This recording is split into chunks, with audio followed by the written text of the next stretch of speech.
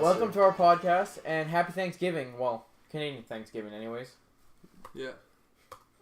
Did you guys watch the McGregor and Khabib fight last night? I did not. I only caught some of the highlights, but I mean, like... Well, Khabib won at a submission in round 4, but that's not really the big story because even if he did win, it was for a belt, but he might not even receive the belt because of the aftermath of the fight. Did you guys see what happened after? Oh, yeah, I saw so many videos within, like, 20 minutes of it happening. I saw stuff all over social media. Yeah, but, so you know how McGregor got jumped inside the ring as well? Yeah. There's videos that came out of McGregor throwing the first punch inside the ring at one of Khabib's teammates, so he kind of started the fight in the ring. I thought I saw that's so ridiculous, dude. I don't know why he's trying to, like... do you think McGregor's gonna get any shit for that? McGregor's already got paid for the fight. I think they're both receiving about like $2 million, but Khabib has not got paid. That's as of now. Really? Okay, Khabib had an interview saying that like why like all the other stuff Conor McGregor's done, like the bus incident and everything. Yeah. Why does he get away with this? Yeah. But then everyone everyone's losing their shit for what he did because That's what I think. I think Khabib actually has an argument here because. He's got taken around the ringer with the UFC and like trying to get this fight had to happen, and McGregor has like said kind of like racist things that like against he's openly like talked like so much shit about Khabib and like even Khabib's father and even like about Russia. I think like chat shit get hit, right? It was. I know, but why at the end of the game? Why would you?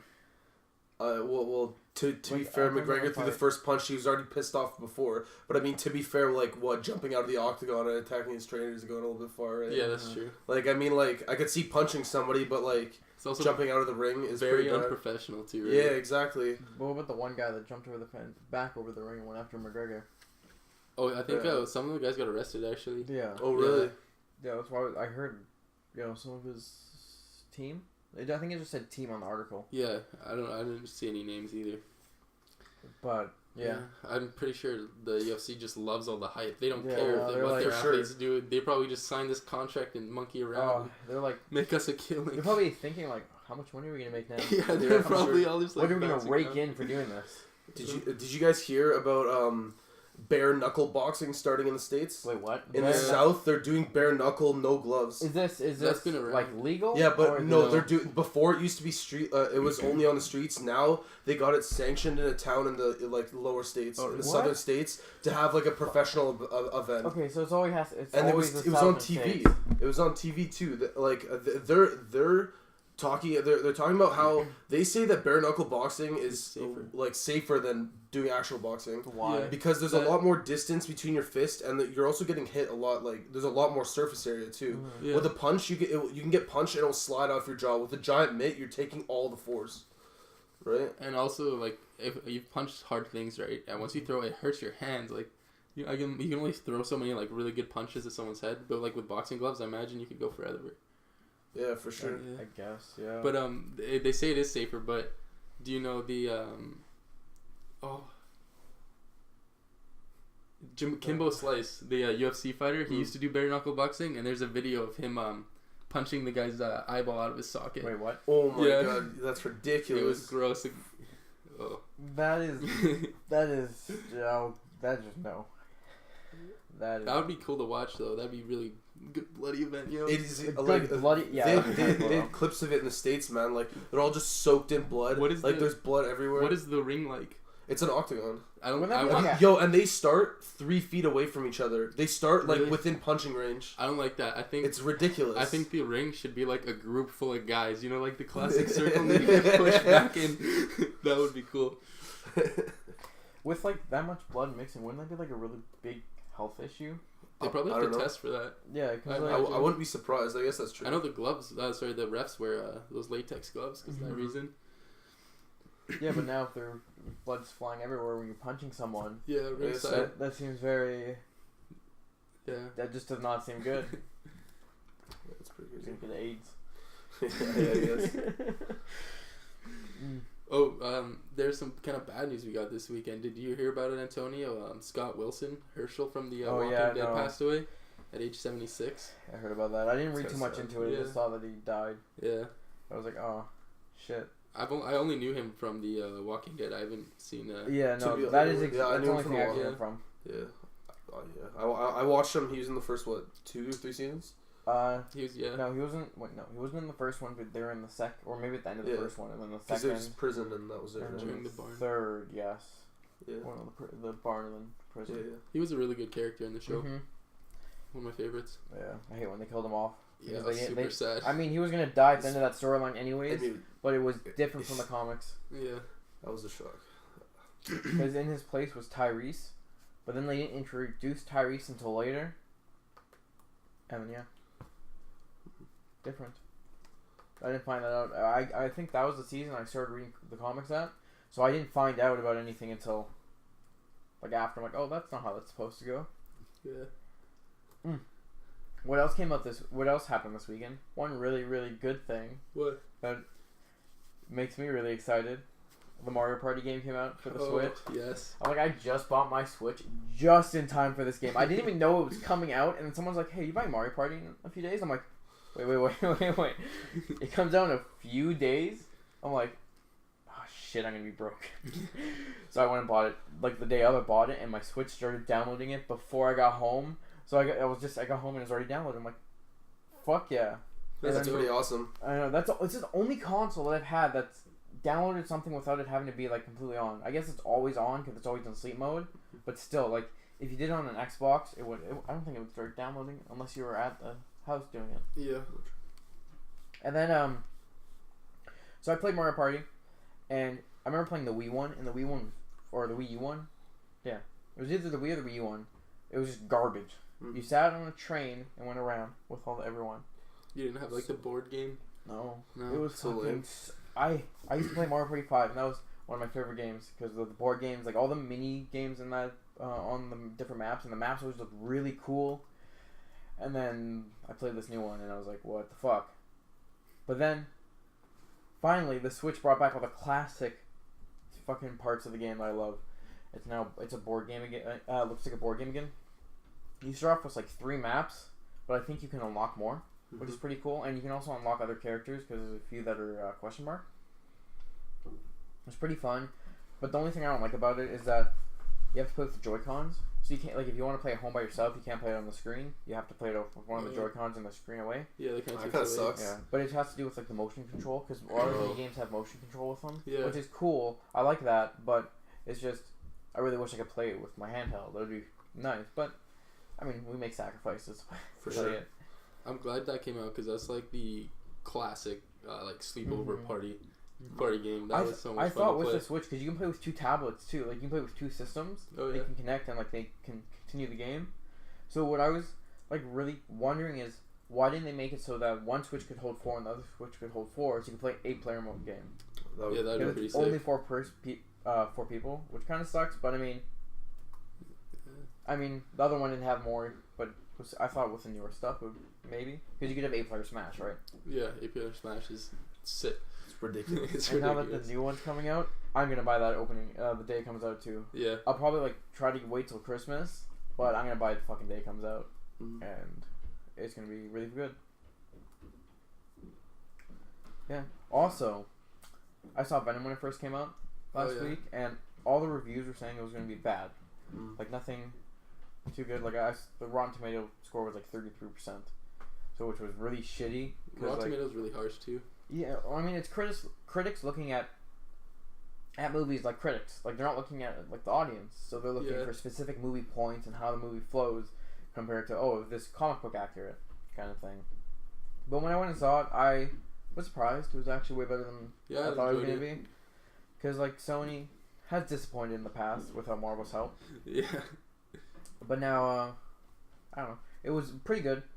The only thing, also one of the things I had it felt off. Like sometimes the scenes with Eddie Brock just seemed, I don't know, awkward. The way he talked, it just sounded like it was really awkward. I don't know why. Or it might have been like the way they wrote the script. And I've also heard that the script's pretty weak, which I could agree with. It could be better. But they also announced a movie and then produced the movie and like wrote it and produced it. I think they were writing it while they were still filming because like Sony's like, oh, they rushed. Yeah, they rushed. They rushed a year of production. So if they spent a little more time on it, it probably would have been really good, like better than what I thought of it. Yeah. I'd give it a nice like 6 out of 10. 6 out of 10 or 7 out of 10. I would go a little bit higher. I'd probably go like 8 out of 10 because like if I sat down and watched the whole movie and I enjoyed it. Yeah, but I'd say like well I guess for a comic movie I think 7. Yeah. Just because of a couple things, and then I'm still disappointed about. Oh fuck! I can't say it's a spoiler. God damn it! Okay, no spoilers here. But anyways, back on track. It was good, but the CG was really cool. That's what I liked the most of the movie. It was better than. Did you guys see Spider-Man 3? No. No, you never. No, the original Spider-Man 3. You haven't seen the first like 3 movies? I've only seen like the first 2, I think. I think I've only seen the first 2 myself. Okay, the Venom in that was horrible. So, this was like a huge upgrade compared to what that looked like, and it was just really cool to see. Did you see the Banksy piece that went on sale this weekend? It sold for like what, 1.4 million? Yeah, or something? 1.4 million, but it shredded itself immediately after it sold. Wait, what do you mean? What? Banksy had built a shredder inside the frame so that if it were ever to go up for auction, he could have it destroyed. So as soon as it sold for the 1.4 million, the hammer hit the thing, and the painting, there's videos of it online, just goes like straight down through the shredder. Yeah. What the fuck? And he put a caption on his Instagram of like the shredding happening, and he put going, gone. That's so funny though. But why would he do that? Going to what? Do that. Oh, have it shred? Like, why would he? Yeah. Why would he have it shred? Okay, the thing with Banksy, he's done like a lot of things like that have contradicted the the sale of like art being sold for so much, because like he went to New York City one year and he was selling like original pieces he created, which are worth millions. Like this one sold for 1.4 million, but he's selling it for like $20, and the people who were coming up to him weren't even like saying like his art is good. One of the guys was like, oh yeah, I just moved in an apartment, I could throw this on the wall, it's pretty cheap. And it's like, and the whole collection that guy bought for $40 worth like millions. Yeah. And I think he has a laugh, like people are so dumb, like. But people are actually speculating that the painting that shredded itself is going to be worth even more now. Yeah, I bet. Which is. I bet. It's cool because like it's never been done before, but it's just kind of stupid. Yeah, I mean, to be fair, art selling some of the art, like, say if you just made more than one copy of something. Yeah. It's not worth it. It's not worth anything. It's not worth as much. Yeah, definitely. Well, I don't know, man. That's such like an original idea to do that. That's like pretty cool. Like, yeah. I guess fuck like you guys. I don't want you I don't want you selling my art. Yeah. Fuck. You're not making money off of me. It's the biggest troll around. He is the biggest troll. Have you guys seen his documentary, Exit Through the Gift Shop? There's a documentary on him. You can't see him because it was on for a while, but it might have been taken off now. But like he wears a mask the whole. So no one knows who he is. No. Wait, then how does a documentary team find someone like that? Through there's like a whole group of these spray painters. Like you know the guy who started Obey. Mm-hmm. He started out with spray painting. Like he probably knows Banksy, but there's another one called Mr. Brainwash, and he was a professional street artist in France. But then he opened up a pop-up display, like a show, and his art was there, and I guess maybe through him or someone like that, they decided to make the movie. But it's a really good movie if you guys are interested in that stuff. Yeah. One of the I haven't seen like a good documentary in a while, because I never watched them. But one of the ones I watched that was on Netflix was like Blackfish. Blackfish? Yeah, that's about SeaWorld? Yeah. Yeah, that one's really good. I think that's like the second SeaWorld one I've seen. Like I've seen all those mini videos, and like I think it's like half of one on Facebook once. Yeah. And then I watched that full movie and I'm like, holy fuck. I'm like, I really don't like aquariums now. Like, yeah. I don't like any of this anymore. Or zoos. Especially our zoo. Yeah. Our zoo is fucking trash. Like, I remember learning in high school about like the different biomes and stuff and like what animals can survive in what biome. And then hearing that like, fuck, what the hell is, do you know what our biome is? Do you temperate rainforest? Yes, I think it's a temperate rainforest. And then we have like it's actually probably just H2O. It rains so fucking much here. Yeah, but then there's like the giraffes and like zebras and shit. They're supposed to be in like the whatever the Africa one is, that kind of biome. And after a while, I started to notice giraffes die almost every year. Yeah, we do lose a lot of animals. They get born and then they die, and I'm like, what the fuck? I'm like, why do we still have this zoo? The only animals that could work in this zoo are the animals from Canada, and that's it. Yeah. Or maybe like anywhere north, pretty much. Because of the cold and the rain. They probably want to die too if they're in an enclosure, though. I would. I mean, some of them are, like, we have a few big ones, which is pretty good. Because I was in Switzerland. Oh, wait, you were in Switzerland with me. Yeah. Did you guys go to the fucking zoo? Yeah, that was so tiny. Yeah, like, all those cages were fucking tiny as shit. Like, holy crap. And, like, the way where they had, like, the gorillas and stuff. Like, I finally got to see a gorilla, which was pretty cool. Yeah. But it was in a fucking tiny, like, cave. And that was it. That's so small. Did you guys hear about? I saw an article just this past week about a couple companies in the States selling bulletproof backpacks. What? Bulletproof backpacks? Yeah, like backpacks to give to like kids and stuff. And like, do you feel like people are so for it? Do you think that's like a good idea? Because I feel like it's almost like pushing the school shooter thing like that's really it's far. Okay. So it's like a good thing to keep people safe and like make sure no one dies, but then it's also a bad thing because we're like, this exists. Yeah, and exactly. And we can't deal with it. Yeah. So that we have to make sure. Like, I mean, they're putting the safety precautions in, but when is it going to end? Like, are they always going to have like bulletproof backpacks? Is it ever going to go away? Are we going to say, oh, because of this, between this time and this time, a school shooting hasn't happened yet, so it's fine. We don't need to sell these backpacks anymore. Yeah. Or is it like, or is it just a constant thing? Is it like just now all fear? I don't know, man, but one thing that I also read in the same, or I was reading in the same article, it said that it will like the chances of dying in a school shooting is like 5 times lower than it was in like the end of the like early 90s or like 1996 and those years. So you're saying it happened more? No, you had a higher chance of dying like back then than there is now. So I feel like it's just so much media thing, but sure, there's probably more shootings, but I mean like now.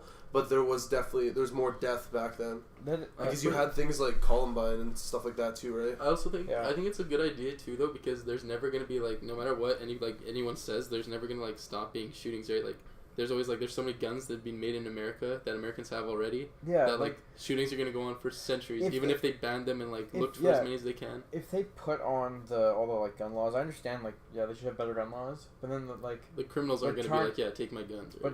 But having stricter gun laws, that's good in one way for the people who are getting them legally, but then what about all the black market ones? Like, because I feel like the people who are going to do shootings, most of them are like black market guns, and then there are a lot of people who do go buy guns and do like shoot people with it. But I'm sure that the people that are getting killed are a majority with illegal firearms. Yeah, well, I think like especially because sometimes I think a few of them have been like parents' guns, but it's on them. Yeah, they just get them. They probably they buy them or they probably buy them off someone easy. Mm-hmm. Like the gun sales in the States, it's so easy to go like through. Like, okay, when I was watching like Brooklyn Nine-Nine, they had an episode where they made fun of it. Mm-hmm. So they go into a gun store and they're like, the guy needs to run a background check. Like, right? Like normal. And they're like, oh, okay. And then he's like, oh, the machine's down right now. Wink, wink. Take whatever you want. Oh. And it's like, that's ridiculous. And both of them are cops. They're like, they were like, our country is broken. That is bad, man. I feel like it actually happens in the States. Well, have you seen Bowling for Columbine? No. That's like a gun documentary about like the Columbine shooting, and like the guy filming it goes around and like he buys a gun. He gets a gun for signing up with a bank, and they do a little bit of a background check there. But then he goes to a hairdresser, gets his hair cut, buys ammo, and like with the gun he's like just got from the bank is loading it in his chair, like looking around the room with it while he's getting his hair cut. Well, that was a few years ago too, though. That's crazy. That's a good documentary as well. Wait, did you buy the ammo in the hair place? What the fuck? Why? In the barbershop. Just to show, right, for the documentary. That's crazy. America is just sometimes I feel like it's not hard to get a gun here though. If you wanted to get one illegally, I'm sure you could find a way. Probably. Oh, for especially sure. Here, especially in Vancouver. Well, I think like especially with the good old internet. Oh, that too. That's like huge. The easiest thing, right? Especially if you know how to access the area you need to go to. Yeah, for sure. And like, well, I mean, like, our only thing for us is like, what can we have? It's just like single shot, or is it? Yeah, you can't have like fully automatic. No, it's single, and then there's rifles, and like more common, right? And shotguns.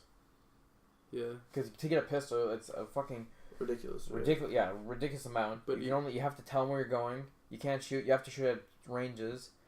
You have to like follow these rules, and if you break one, you lose the pistol. We also have like mag sizes too. Like like you can't have like the really drum ones. It has to be just a small one. And if you do have a pistol in your house or like a restricted firearm, a cop can come in your house without a search warrant if there's been a shooting in your area and check on your firearm. Oh shit! And you just have to cooperate. Mm-hmm. Which I mean, like if you don't do anything illegal, you're good. Yeah. But say if you don't do anything illegal, you're good. But if you just don't want someone coming up to your house and doing that, whenever. But like honestly, I think if you had nothing to worry about, you wouldn't be worried about it, right? Yeah. How do you guys feel about open carry? Because I know a couple states in the U.S. have that. Why would you need open carry? Honestly, if I was in an open carry area, I would open carry just because I know everyone else is carrying. Exactly. Which feels like feels like I'm feeling the problem. But just knowing, I have so much anxiety, I can't do it. Which is probably why a lot of people open carry. But because they're scared of other people who open carry. I don't think open carry should be allowed. I think guns are for the shooting range or hunting. Like protection, keep. I guess I understand. Like I don't really feel comfortable. Protection at home, maybe, but protection on the street, no. Yeah, I'm sure I can understand somebody having maybe a pistol, right? Because you can get pistols on you that are small, right? But if somebody's walking around with an AR down the street, I'm pretty sure that's a little. I'm sure they do. There's a lot of groups in the States that will do that. They'll just go on open carry walks, and they'll walk around with their rifles. Like the pistol, they're fucking even tiny in the States. Tiny. And people can hide those anywhere. Which is why I'm pretty sure also cops are so jumpy too. Yeah. Anyone can have a gun. Yeah. Okay, first of all, if you weren't allowed to carry unless you're going to hunting or anything, that's okay. That should make sense. People who say I need to open carry, that doesn't make any fucking sense. Maybe have the guns at your house and to the range. Where else do you really need to bring them? At the house, so if something does happen, you have them at home. Yeah. I think you're less likely you're gonna get something bad's gonna happen in your car than at home. Do you think in the UK they have armed police, but the police walking around don't carry a firearm because firearms are so much more restricted than America? Yeah. But with Canada, the restrictions we have on firearms, do you think our cops should be armed? Yeah. I don't know. I'm sorry, but I personally don't see a reason for our cops not to be armed. Because I feel like if there's a bank robber who just robbed a bank and is running out of a bank with a pistol and there's a cop outside, what's he gonna do? Tell him to stick his hands up and try to tase him? He should be armed. That's all he can do. I feel like if the bad guys are gonna have access to that kind of weapon, I feel like our law enforcement should too. But they could send an armed unit. I guess so, but that takes time, right? That's true. If I'm one cop and I pull up on a man taking a woman's purse, right, and he has a gun, I can't do anything, right? Yeah. Throw your baton at him. Yeah, exactly. No, I think it has to be in the moment. I don't even like it because I won't even like being a police officer in the UK because gangs would gangs they have stab-proof vests, but you can still get killed with a knife even if you have a vest on, right? And you have to defend yourself in hand-to-hand combat basically. Well, don't they have knife? I would rather have a gun on my side. I'm a cop for a paycheck, not to scrap with people every day. Yeah, exactly. Don't they have a knife-proof vest instead of a bulletproof vest? Yeah. Yeah, because there's a lot. That's a lot more common in the UK, right? Stabbings. Mm-hmm. Yeah. But they have they can get stilettos and everything easier, right? Well, they're also But you said harsher gun laws too, right? Yeah, they have I don't know if they have similar gun laws to Canada. Their rifles are really only for hunting. They don't have the semi-automatic fun, or the fully automatic fun like some of the states do. Yeah. But still, I think it's still harsher there than it is here. Yeah, definitely. And I don't think it's not as big. Is hunting big out there, or is it not as big as Canada? I don't think. Because we have more of wild. Oh, yeah, huge, a lot more wildlife. Yeah. I mean. Yeah. I don't know. It's pretty interesting. Yeah. Did you I'll also bring up. Did you guys know Papa John is suing Papa John's? Why? The reason, he was the original... Papa John's. The guy, yeah. The guy. Papa John's. The company. Yeah, the guy is suing the company. So the reason why is because the board of directors asked him to step down because he said the N-word in a conference call. And he was just okay, whatever, I'll do it best for my brand, then I'll step down. and then the company is trying to remove him from all marketing and change the name from Papa John's with a comma S to just Papa John's without no comma because it's not his anymore. And so he's suing the company for doing this stuff because he still has like a stake in it. He's still the CEO, but he doesn't have a seat on the board. So the board is the one deciding the. That feels company. Really sketchy. Oh, son, you need to go and do this. Well, they kick him out, and then he says okay, and then they start changing all this stuff and try to get rid of him because apparently he was a bad boss. So he's suing them for like they should have done it like where they kicked him out, waited a while, and then did it. Not like right at like soon after. Like that's kicked him out and instantly start doing all this stuff. Yeah. He made like a support website for himself, like bringbackthepapa.com, and it was like bringing him back, like to run a campaign to make sure that he still stays in the name of Papa John's. But technically, even if you still look at it, it's still Papa John's. Yeah. Who cares about the fucking S? No one's gonna think about that. Nobody cares. It's so funny. Yeah, no one's gonna be like, oh, it's different. They're gonna be like, okay. Like, I wouldn't even fucking notice if they got rid of the thing. I'm a pizza hut myself. And it's the thing is the guy that ended up getting appointed to the head of the company was somebody that he was gonna fire before he quit. So now the guy and he knew about it after, like, the guy who got promoted to the CEO. So he's changing all this stuff, right? Because he was supposed to get fired, but then Papa was forced to step down. Why didn't they just fire him? He said an N-word in a conference call across the nation, and like the company was like, "Oh, you can't, like, it makes it bad for our company." Like, it got out that he had said that, and it was bringing like bad name to the company, so the company asked him to step down. Wow. And there's other reasons too, because apparently he was really stepped back from the company and wasn't assisting in a lot of the stuff, so they just convinced him to step down. And then they start doing all this stuff after. Okay, that's savage, and fucking what's the word I'm trying to think of? Not sneaky. Snaky a little bit. Well, I mean that is another. Okay, that's one, but that wasn't what I was thinking. But anyways, yeah, that's fucking a good way to get rid of someone, but a good way to get sued as well. Okay, so only a week away.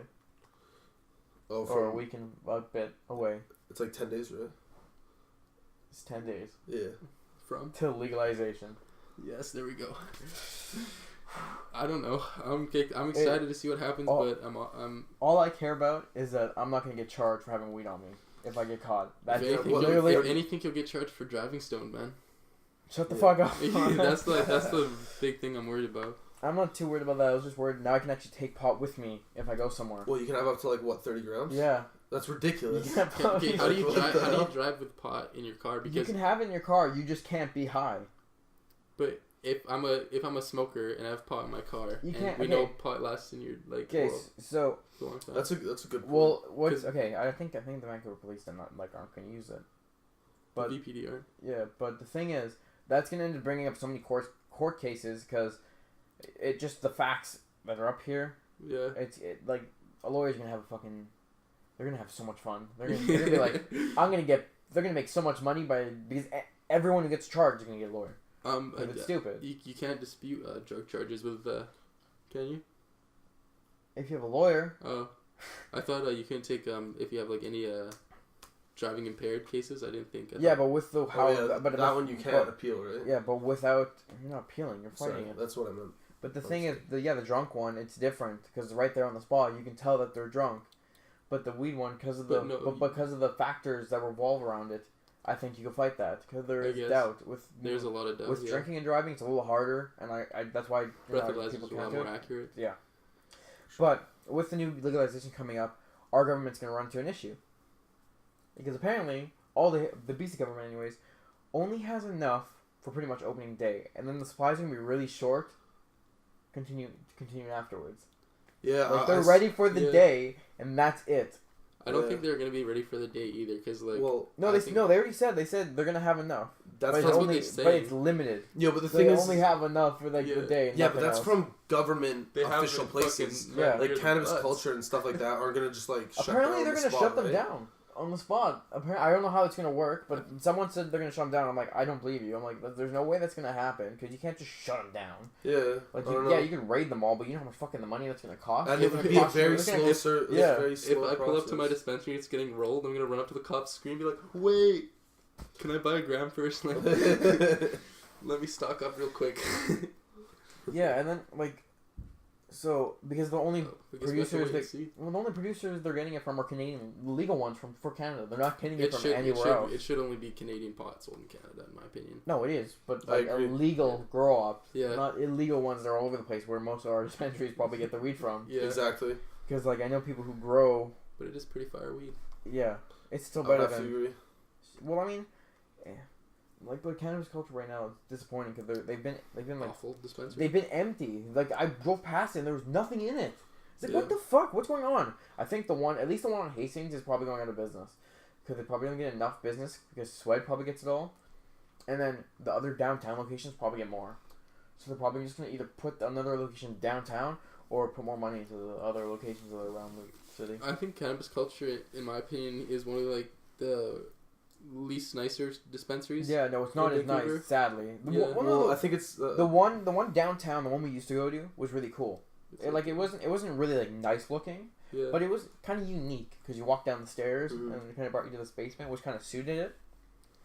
The one where we go to now is a storefront. Like you could see in the store, like right then and there. Mm-hmm. So like that, it should look a little cleaner. Like, I don't understand. Fuck those stupid mirrors because those look so stupid. Yeah, I don't know what it look. Some of the paint job is.